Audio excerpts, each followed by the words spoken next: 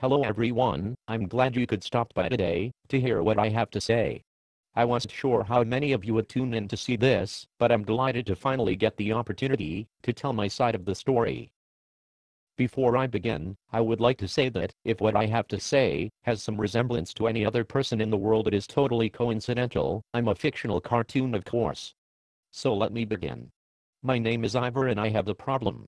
My problem is, I got caught.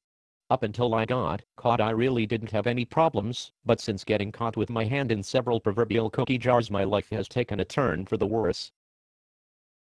You see, I was this hard-working junior minister who was trying to make a name for himself, and I tried to tackle the scourge of young motorists who like to modify their cars, you know, the type we all hate.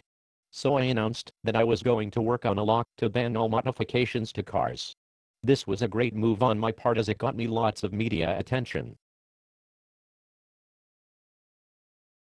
Unfortunately for me, it was around this time that my house needed a good old spot of painting.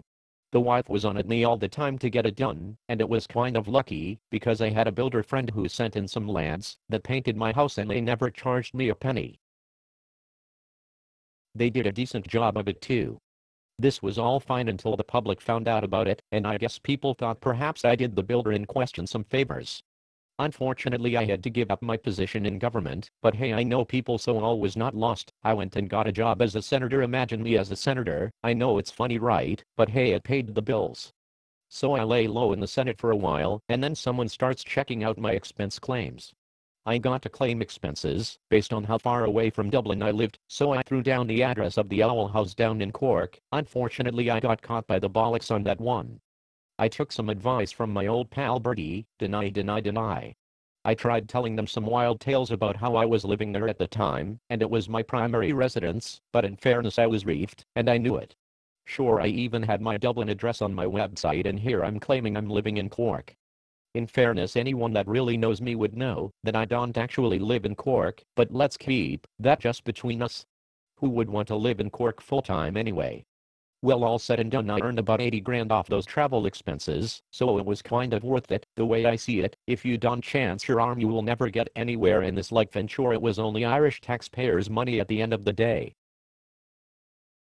My plan to just deny everything was going well, but then they dug up some expense receipts I had claimed, which were from a company that had gone out of business 2 years before the receipts were supposedly issued. Caught out on that one again. Bastards are all out to get me.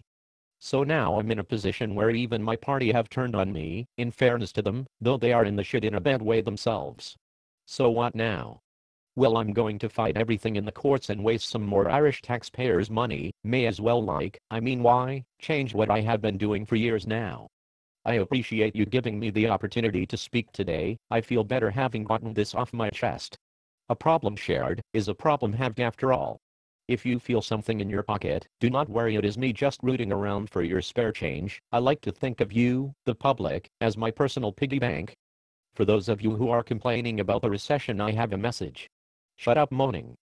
Go out and get yourself a job in the government, just like I did. You will then have lots of opportunity to grab some extra money if you ever start running low.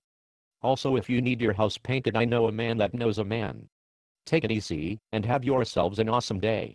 Don't hate me, because you ain't me.